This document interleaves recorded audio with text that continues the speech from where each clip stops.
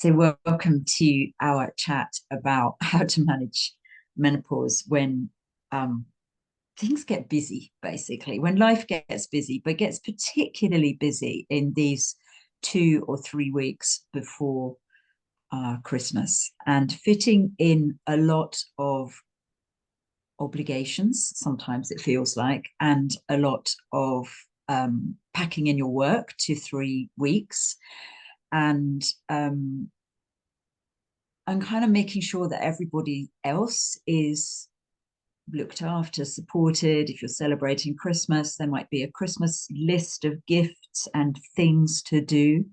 And then there kind of comes in pressure from your friends. So I have a coffee group. There are 20, we've been meeting for 27 years. We're all mums of kids at a certain age.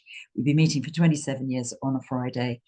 And suddenly everyone starts talking about Christmas cakes. And if you don't bake a cake, or you're not baking a cake this year, there's a story attached to that. So, I think a lot goes down in this month. So, for those of you that don't know, I'm Caroline Gaskin. I should have said that initially. And this is my friend Fiona. And what's your take on these 3 weeks, Fiona, Edie? Hi, everybody. Yeah, so I think 3 weeks, but some people start this in November. It starts with making costumes for your kids' nativity show. And it runs through till January. I mean, it's 4 weeks of, yeah, it can be an awful lot of pressure. And I think quite far away, removed from the idea of turning inwards of peace and goodwill and serenity and spiritual connection and light and darkness. We seem to be kind of like at the polar opposite end of all that around Christmas time. I mean, it's a long haul. I think that's what really strikes me. And there's also Yeah, there's a lot of as you move closer to actual Christmas Day, there's such a lot of emotion in there. Your family can get you in ways that other situations you can be the CEO of a company, but when you're home with your family and someone's critiquing your Brussels sprouts, that things get buttons get pressed. And I think definitely. loss as well. I think for a lot of people there's it's a real time of who's not here, who was here last year, who Yeah. isn't around us. So it's this kind of, there's such a lot. It's a packed month, and I'm never surprised when people get ill in January. You know, Yeah, that absolutely. amount of work. Yeah. And it feels like it's not just those buttons around family, but it feels like Christmas, the holiday season, can press potentially all the buttons, because if you've got, and these things are magnified at menopause, so if you've got issues that come up for you around your relationship, say, to the family, or your position in the world, or you feel like you're I mean, it's just always an issue, so for me there might be, for instance, I've got loads of sets of parents. So, do you stay with any of them at Christmas, or do you have Christmas alone, or do you have Christmas with your family, your kids? Those things. Like my son's the other side of the world in New Zealand. He's just decided to move, he's following his heart. It's a huge deal. I love to see Tom at Christmas because he likes my mince pies as well.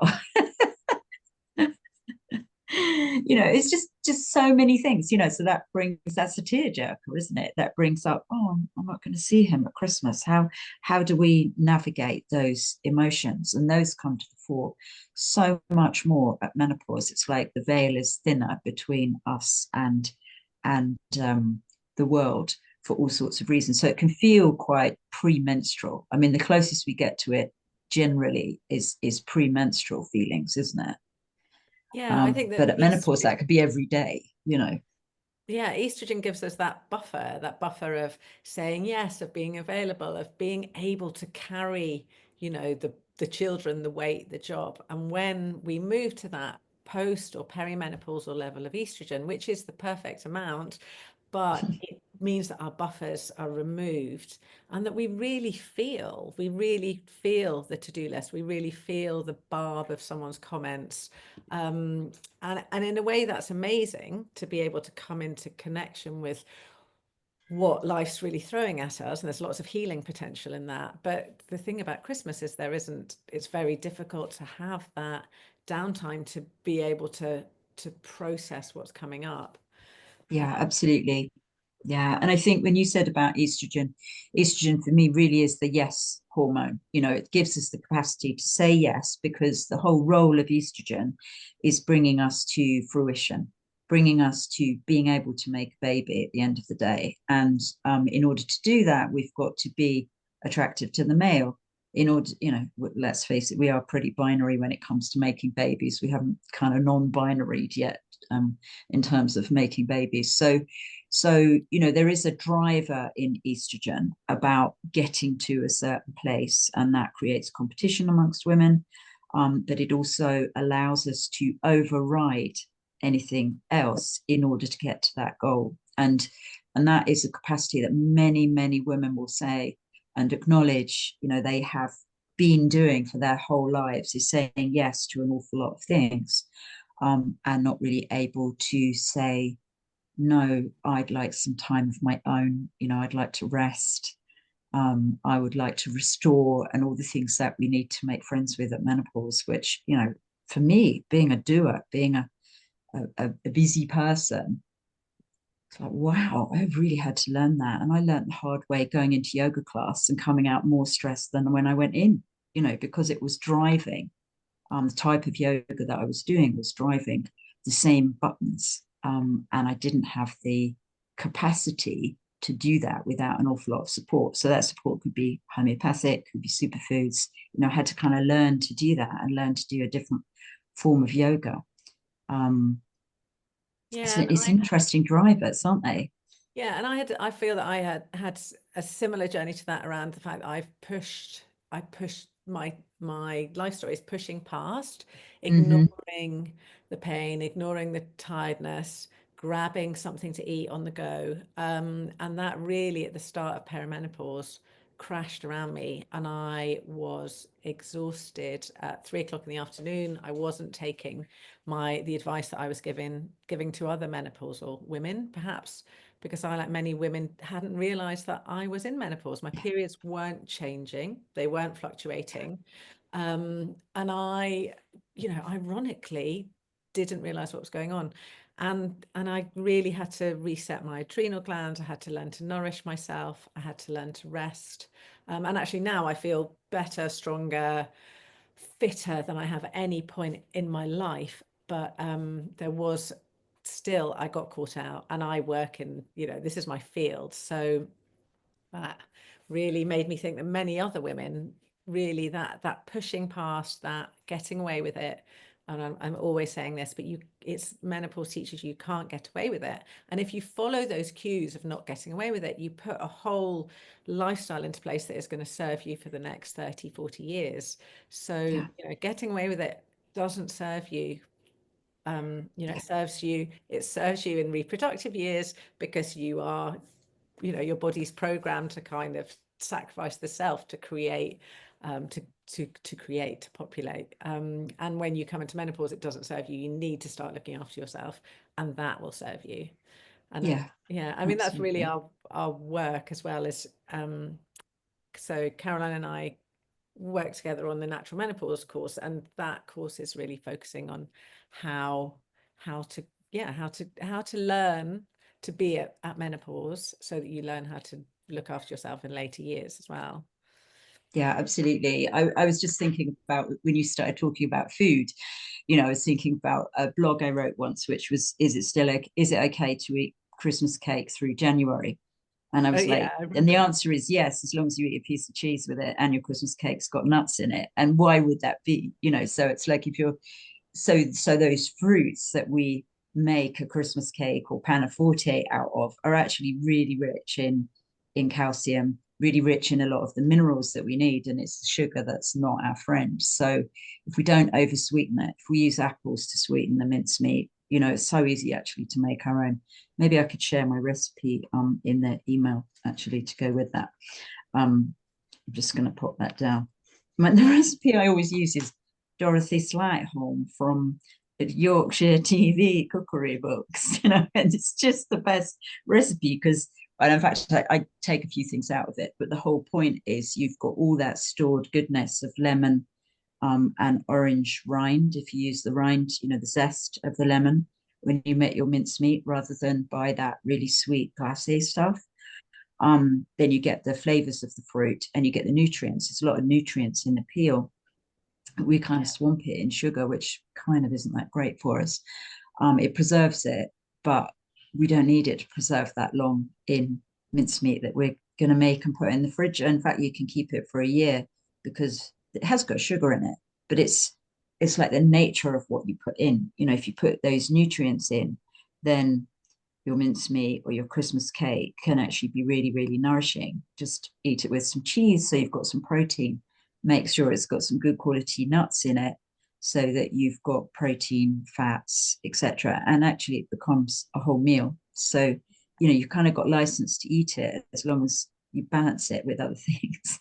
Yeah, and I think that's the other thing that goes. I mean, one of the big thing that goes out the window is what you're eating. I have Mm-hmm. eaten chocolate out of a child's stocking at 6 a.m. on Christmas Day, and then it's like a Bellini at 11, and then you wonder why you crashed, keeping that. And it's because it's very difficult to stick to, I have a very, I eat a lot of protein. I eat protein at all my meals. I stabilize my hormones through the way that I eat, and I support myself particularly with protein. And that can really go out of the window with sugar, with carbs, with simple carbs, and just the routine.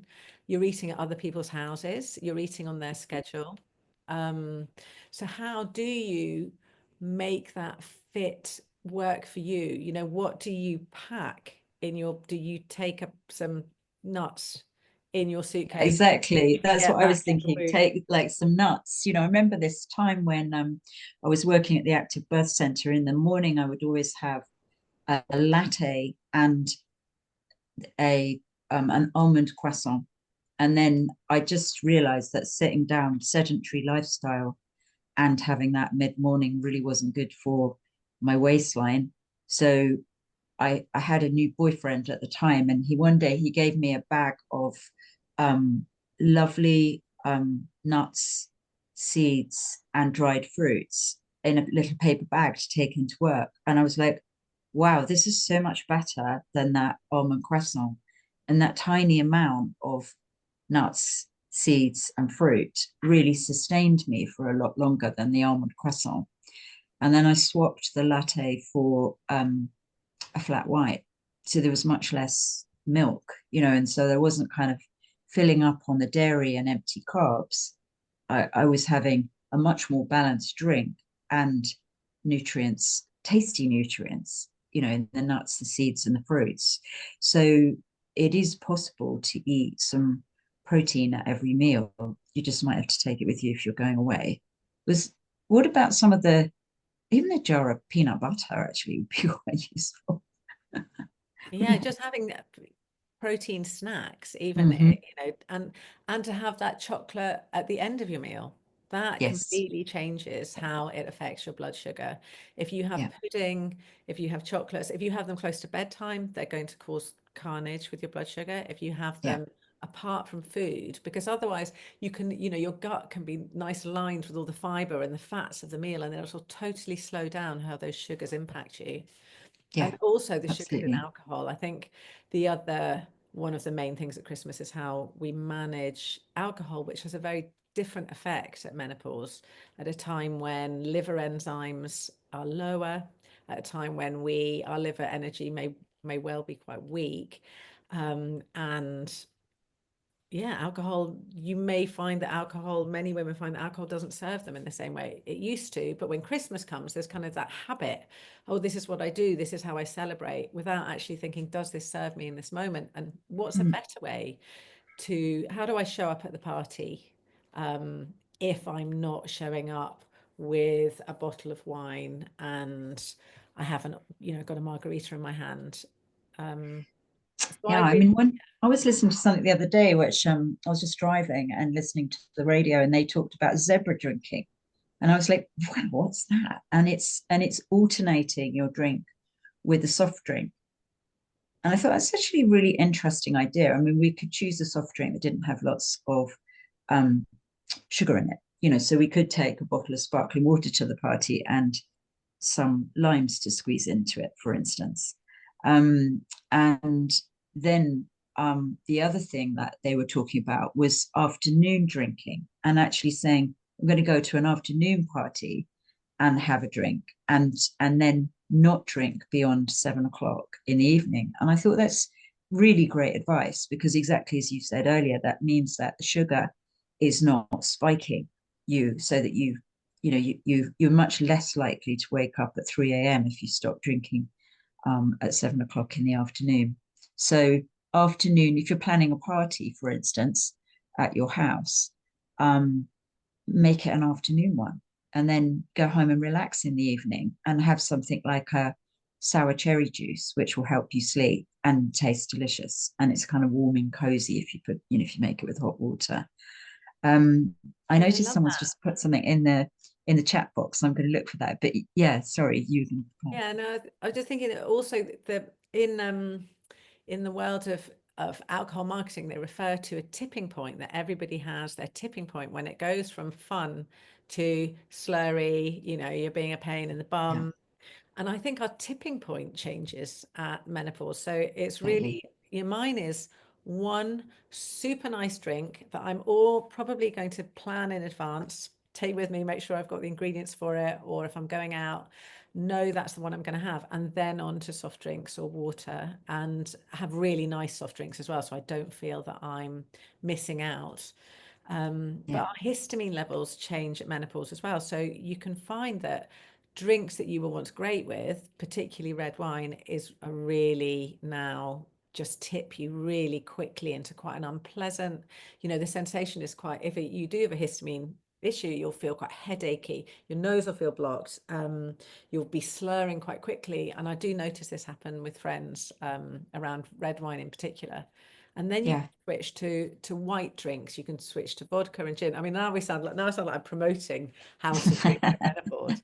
But I think No the bonus codes for those. yeah, yeah, it's just not deprivation, is it? It's how to get to still Yeah. have that element of fun if you are somebody that drinks. And if you're not, kudos to you as well. Yeah, absolutely. I mean, I found the comment in the chat box was I can't drink red wine anymore. I drink rosé, but actually rosé can for some women can also be quite a kind of histamine aggravator. So it means that we release too much histamine in response to it, and then we get that kind of sneezy, snuffly, wake up in the morning feeling blocked, like almost like you've got a cold or hay fever or something. And that's an indication that that particular um, food stuff or drink is triggering too much histamine.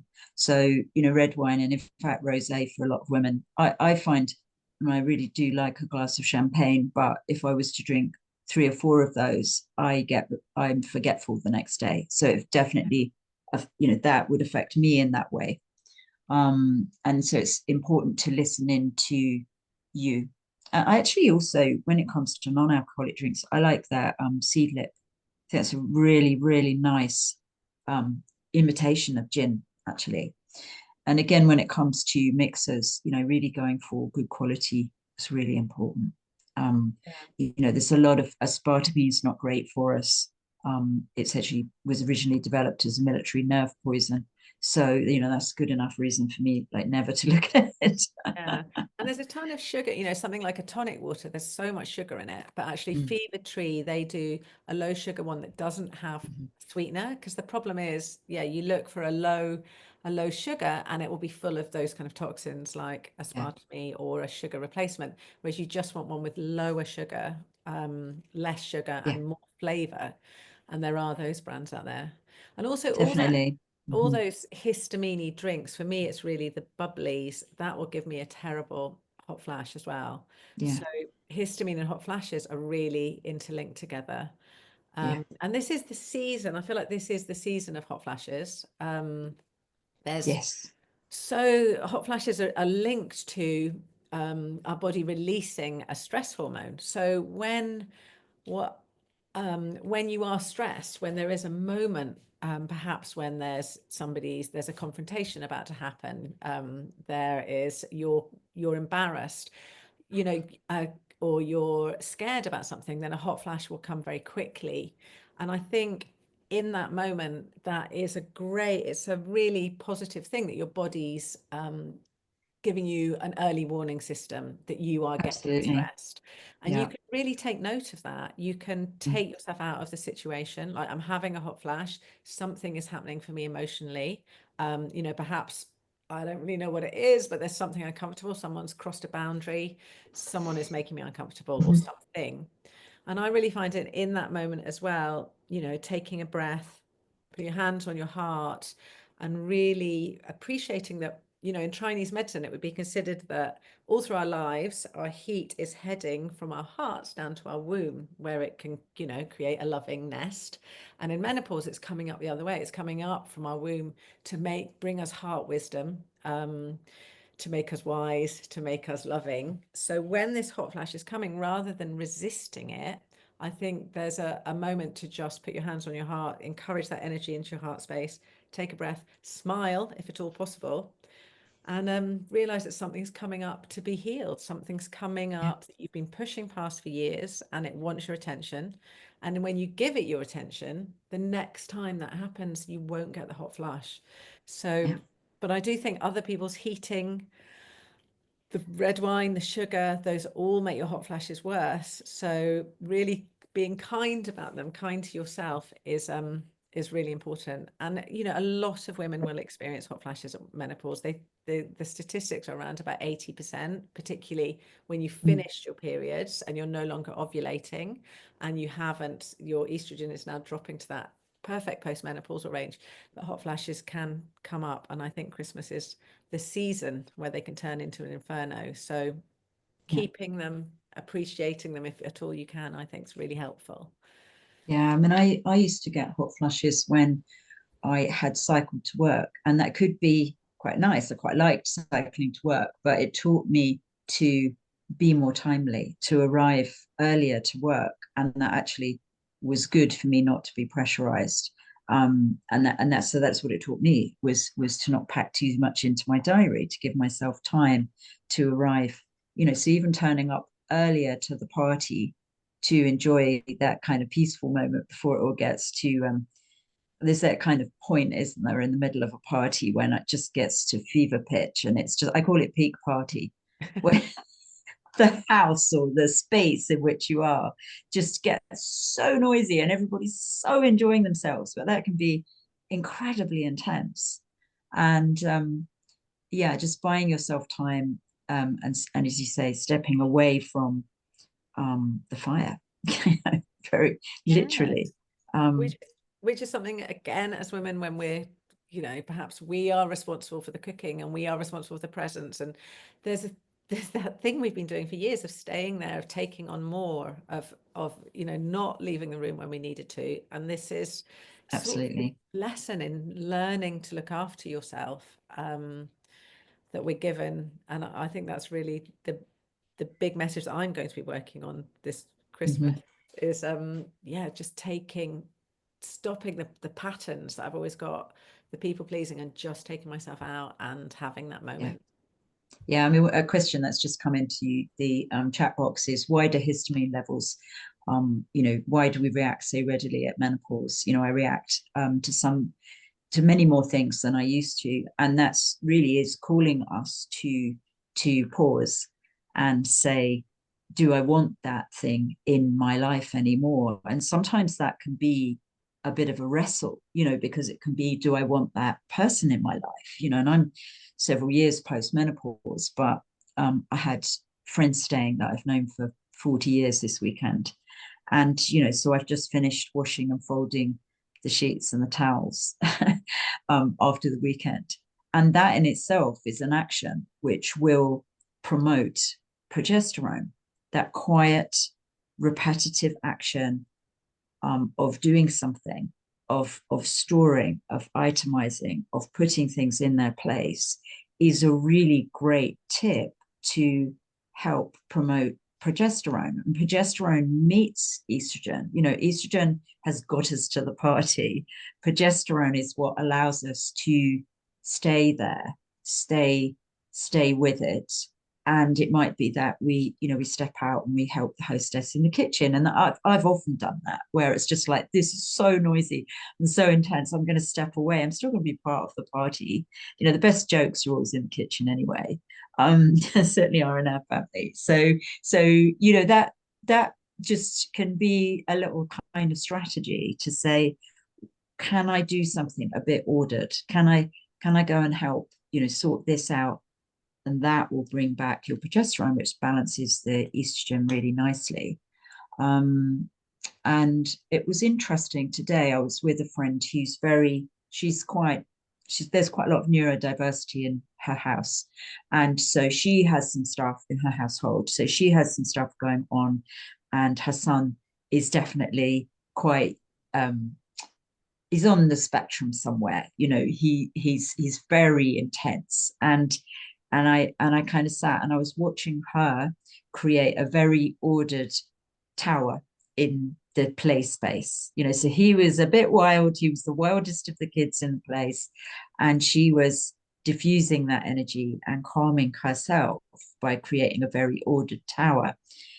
I had to stop myself wanting to delve into the order and create more of that, because my mind wanted to do something with the Jenga bricks, these big Jenga bricks. And I was like, no, just step back from that. You don't have to engage. You're fine. I was very ready to jump to something. And then I just thought, no, you don't need to do that. That's a self-talk, that we have to develop in ourselves as we traverse menopause and into older age. It's a very interesting process. I think it forces you to look at yourself and what you're likely to do in a certain situation. Yeah. And I think I agree that not jumping in, taking time for yourself. And I'm thinking about hot flashes again, actually, because one of the most effective techniques for hot flashes that they found in studies is a breathwork meditation practice. It doesn't Absolutely. have to particularly be at the time of the hot flash, but in one study, women were able to reduce their hot flashes by 50% by doing a 20-minute breathwork practice in the Yeah, day. So I think that's a Christmas message in itself. Is there time definitely. for you to do some breathwork before you throw yourself into this social Yeah. situation? And I Yeah, think, I do that on the course, actually, in the sleep and hormone sessions. We do some breath work. And I really, really love that genuine pause and what transpires in that space. yeah. Yeah. And I think, should we talk about the course a little bit? Sure. So, Yeah. Yeah. for those of you that don't know, we've run a course and we've now run it twice, and we've got a new one coming up in February. And what's unique about our course is that we bring together all of the things that we know work with our clients, but we combine that information and protocols. We combine that with homeopathic remedies that we've made specifically round about menopause, and we also combine that with recommendations of nutritional supplements. And we put together this course, and no one's ever done this before. So it really was a test for us, and we've now run it twice. The first one went really well, and we were like, okay, well, let's see what happens with the second one. Let's see if we can get those kind of results. And we send out anonymous surveys at the end of the course, and we also track symptoms before and after the course. And it's 6 weeks, and it does require commitment from the participants to follow the lifestyle tips and the protocols, and the results have been brilliant. So we're feeling quite enthused about moving forwards with it. Yeah, definitely. And I think also, when we hear that, it's like I was thinking, is when people are in that space of hearing a solution, you know, that kind of makes sense. It's like you want to do those things, don't you? Yeah, and You I want think to I make think those the real changes. appetite that, you know, the number of people registered for this talk shows us that women are looking for natural ways to manage their menopause, and that's what we're presenting, that our bodies are wise, that there is a process happening, that yeah, it is difficult to navigate because there's very little support from other women. There's nothing in the media that is like, you know, crumbs of what you can do naturally. Yeah. And there's not a lot from practitioners. So I think there is a big appetite from women to believe that their bodies know what they're doing. And it's, Yeah. I've got something, I'm just gonna read a quote that I got back from the course because it's my favorite one. I have to put my specs on. I wasn't expecting the course to be life-changing. But it has changed the way I think about my body and the environment around me. The facilitators have imparted both useful information, that's us, and profound insights, and have encouraged me to think of this stage of life as more than a clutch of symptoms to be managed, but a process of discovery and empowerment. And I love that because that is what we were going for. Absolutely. That was the purpose. So, and you know, the people that came to our course reported better energy, Well, some of the better mood. statistics were fantastic. That I Yeah, was completely bowled over by that on the first week. In the third session, when people shared, so it's 3 weeks in, 3 weeks on the homeopathic remedies and putting into place things that you'd shared and I'd shared. And this was 3 weeks in only, so halfway through. And everybody had experienced something very stressful that week and said they handled it completely differently and felt differently at the other side. I was amazed. yeah, I've got them written here. So we had 80% experienced improved energy, 60% improved mood, 60% improved sleep.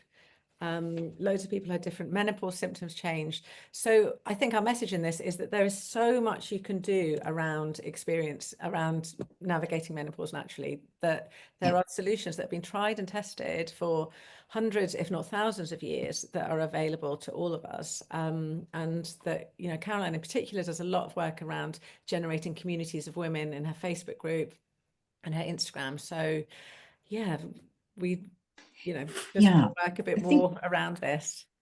I know when I read that quote that you just read, I felt really emotional. I was like, okay, my work's done. Well, your work's never done because, you know, something else will pop up and you'll be like, oh, yeah, clearly my work in this field is not done. But I think the bit that jumped out to me about what you just read today is encouraged me to think of this stage of life as more than a clutch of symptoms, because so much of what is out there is about the clutch of symptoms and is not about solution. And to be able to sort of say with pride, really, I am managing this aspect of my menopause in a very simple way, and without having to, without having to kind of like bust your wallet.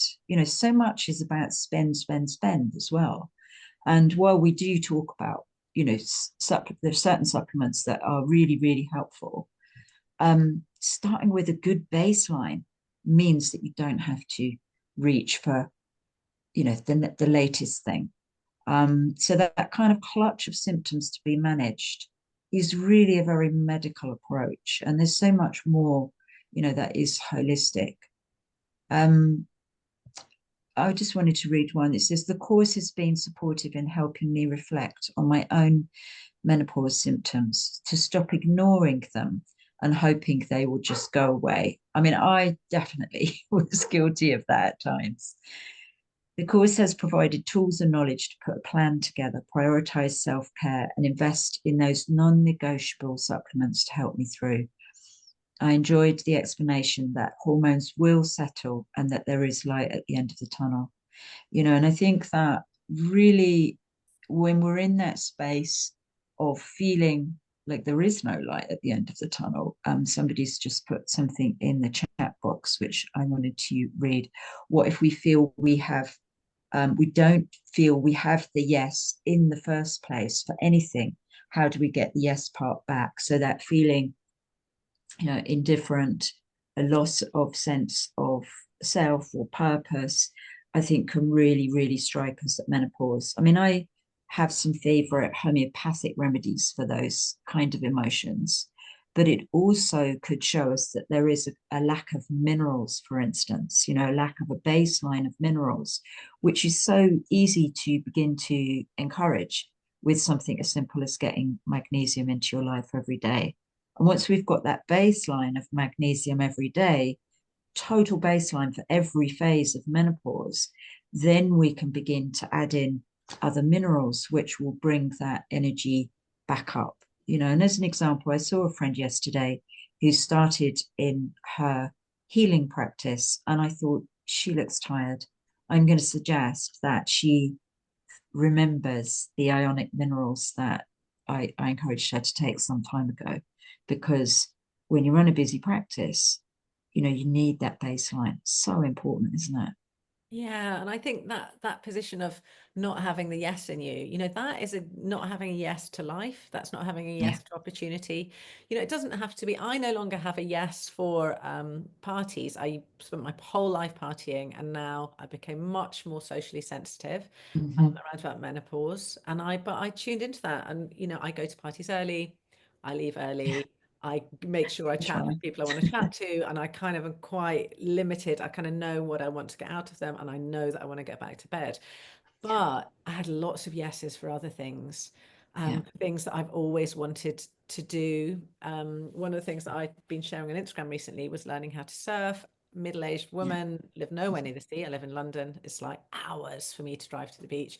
And I am now like so chuffed with myself. I am pretty good at surfing, and I never expected that for menopause. So it is inspiring. a time of huge creativity. We asked, when I shared the surfing story to our last participants, and we said to them, what is on your bucket list? And the responses of people coming back at the end of the course who were learning instruments, setting up bands, starting companies, the the the the amount of creative potential in a menopausal woman is enormous. So that Yeah. idea of it just as depletion and lack is the opposite of what happens when you're, yeah, but when I hear somebody saying they can't say yes, I'm thinking poorly nourished, Mm. exhausted adrenal glands. I'm thinking worn out by boundaries, by having boundaries overcome by people all the time. And Yeah. this is a situation that I totally resonate with myself a few years ago, but there is definitely a pathway through it for absolute sure. And we're trying to start a community of women who give that vibration of menopause is this very powerful time. Yeah. I'm excited. Yeah. One of the things that we do on the course, which you've just reminded me of, is we encourage everybody to look at their timeline.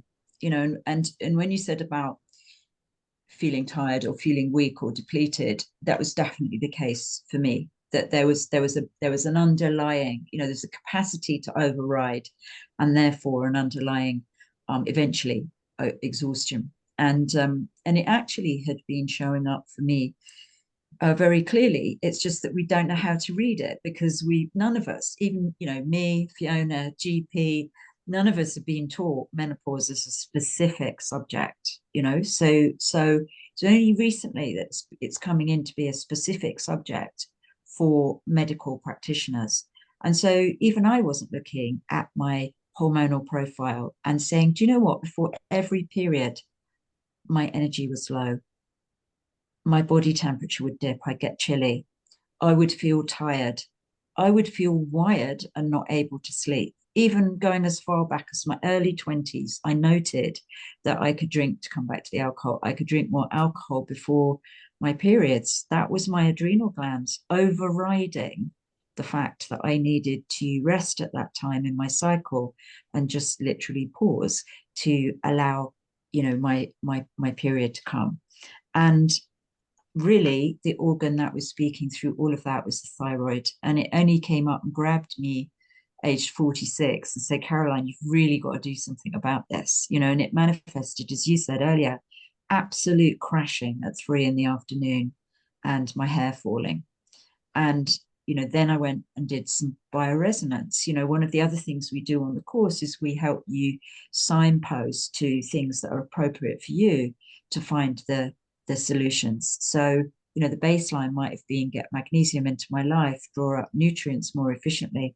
What was I going to do specifically for my thyroid? And I did some bioresonance, and some great homeopathic remedies showed up.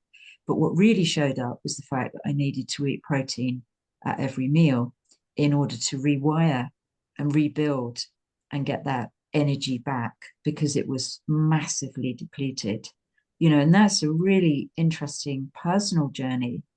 But my kind of motive, I guess, is that I have to support other women into doing that as well. Yeah. I do. That's my fate. I run a lot of Dutch tests, which is a functional medicine Mm. test to look at hormones. And it's really, the results I see really run counter to this story that we have, that all our menopause symptoms are due to not having enough estrogen. And what I see is women in really good postmenopausal range of estrogen, but it is other things that are going on. It is adrenals, it is cortisol, and it's the way our bodies Yeah. are detoxifying and methylating that's causing the problems, and often nutritional issues. So Yeah. it is not what it seems, and it's not what we're being told. And there's so little research. I'm very interested in, journals and what's being printed, and the amount of research. I mean, I know that everybody knows, we all know the story that drugs are tested on men, that no one's considered what they do in women's bodies, that Yes. tested them at different times of the cycle. Mhm. These kind of shocking statistics around medicine and women. But what is known about the menopause? I mean, nobody knows what hot flashes are for. We know that that 80% of women have them, that they had them 100 years ago in some research I was looking at, that it's something to do with the hypothalamus, that it's something to do with brain tissue expanding, a bit like Mm. post-pregnancy, where you get this bigger brain, whereas everyone tells us our brains are sort of shriveling and drying up. So there's something wise happening in the body. They seem to be protective against brain fog, but nobody knows. And that's just astonishing to me. If this was Yeah. happening to 50% of the population, the other 50%, there would be a lot more Hmm. research into what they are. Oh, but there was a Yeah, really good bit totally. of research out around when you have hot flashes before your periods have stopped, that this piece of research came out this week, that is tied into your insulin levels. So not Hmm. your estrogen, progesterone, your Hmm. insulin. So what is happening with your blood sugar? And again, that's blood sugar is a big part of our course. So I'm going to Yeah. post the link to the course for anyone, and the Oh, please do. early bird offer as well. I Um, was just going to add, actually, before we do that, I have a colleague who's absolutely convinced that I don't agree, but all brain fog is down to heavy metals in the system. But and I don't agree that all is, but I would definitely want to look at that all the things that the liver's been holding on to, for the whole of our lives, and hasn't really processed and hasn't really let go of, those can really catch us out. And if heavy metals are part of the equation, then yeah, brain fog's going to ensue. Candida, upset the gut, overreactive, poor methylation pathways in the liver. Actually what we need to do, and so much that we do, particularly in that, that first week with you, when we talk about detox, we start to put some protocols into place on the course, which mean that your detoxification pathways are working more efficiently, and you're just going to feel better as a result. Some of that's letting go of heavy metals if they're present, and then we might kind of refine that if it's obvious that that's part of the conversation. So many great solutions, and some just incredibly easy to do, and not complex, not yeah. I really, it's a very exciting time to be working with menopause as a topic, because there is there is new information coming through all of the time, even in the time that we've been doing the course. So since mid-year, although both of us have been working with menopause much longer, we've both added into the course things that have come up in the last few months, as potential conversations, solutions. which is just fantastic, frankly. And supplements as well. We with the Yeah, course we have the recommended supplements that we recommend for a series of symptoms and for overall. There's some that are absolutely intrinsic to our health that we all need, and there's some more specific ones. But that yeah, supplement conversation keeps changing as well, with new yeah, research coming out around about supplements, with supplements that we previously didn't recognize, something like creatine, for example, yeah. which hasn't really had much of a menopause connection, and we couldn't see, No, it was used by bodybuilders. But suddenly you see that when we are trying to maintain our muscle in menopause, and our muscle is so linked into our testosterone levels, which is our get up and go, our life force, unlocking this creative potential in menopause, that we do need muscle, and that something like creatine actually modulates mood as well as modulating muscle. yeah, So things like that we'll be reviewing, we continue reviewing and integrating in. And the next one, absolutely. we are going to run slightly differently, in that we are going to have more time with us, so that you watch the Mm-hmm. webinars during the week, and then we have a group coaching session with us, because we, obviously send out our surveys, and we really Yeah. listen to our participants. So every time we're remodeling the course as well. So we hope this one's going to be even more effective for our. Yeah, I feel like the way that we're looking at structure of the next course, I feel like a lot more, even though we've had the feedback about nurture and holding the space. I think there's more scope for that, which I'm really excited about working with, really. Yeah. Have we got any more questions that we Let haven't me answered? just I have a think we've look. taken I will enough time. just have a look at the um, group chat. Anyone I who's got a think question, let us not. know if you haven't And asked. I think, yeah, I love the way that we've answered each other and other people have chimed in the chat. Yeah, great. Yeah, thank you. And we had participants, we had sign-ups tonight from Australia, Denmark, America, Canada, Oh, well done. You looked. That's United amazing. Kingdom. Yeah, I had a look through Yeah, the brilliant. I love it. fields. So Yeah, thank so you. we actually should say that the first time we ran the course, we had a third of the course was from overseas. So we're kind of conscious that, we're trying to meet, in terms of timing, we're trying to meet availability for everybody. This is quite hard, isn't it, to do? But Yeah. we're doing our best with that. Yeah, and negotiating international post, because we Oh, post yes. homeopathic Yeah. remedies to your door for the start of the course. Yes. Yeah. Oh, Navigating. Tori, thank you. Tori did the first course with us, and she said, I did the course and highly recommended it. And yeah, doors open on the course, which is fantastic, really exciting. So I know that from talking to Tori. So yeah, it's fantastic. Thank you. So thank you for joining us tonight. Thank you, Emily. Thank you for that. And yeah, I will send out a link tomorrow to the recording once it's all uploaded. And any questions you've got, just drop, me or Fiona a line. And Sarah, thank you. She's written down some great tips. I love that. Thank you. Thanks, Fiona. What are you off to do tonight? Are you out and about, or are you? I know I'm off to do a dog walk. I'm just quite jealous. You're wearing your Christmas jumper, which I was Oh, I going am. Yeah, to, but I can't because I might have a hot flash. So yeah. I I'm am postmenopause. red. Christmas jumper on.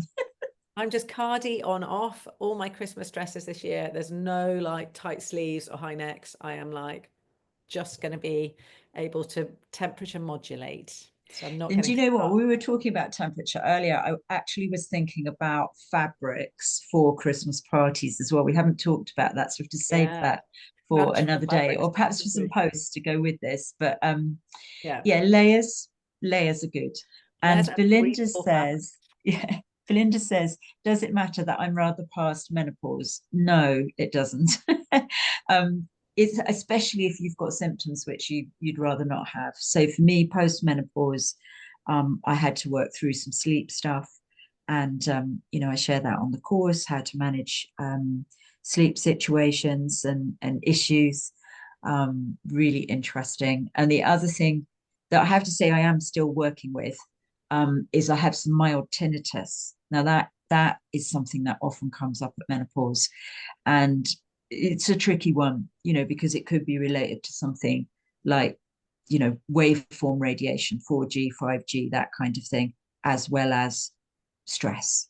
So if I drink a lot of coffee, which I don't anymore, but if I was to drink 2 coffees a day, probably that tinnitus would ramp up a bit. So I know it's where it's related. And the upshot is I really need to do the Dutch test that Fiona talks about and works with. Yes, we haven't done one on you. So yeah, and I think what I'm going to do is do the Dutch test, but do it live through my podcast. I think that'd be really interesting. Okay, Fiona, what do I do with this? Cool. Oh, thank you all so much for joining. And yeah, we're here for you. So shout out if you need us. Lovely. Thank you all for coming. Thank you for your support, and have a lovely Christmas. Yeah, have a Lovely, great Christmas relax, time. turning Yeah, in, time for yourself, breathe. restorative. Yes, early drinking, all those things. Fantastic. Thank you.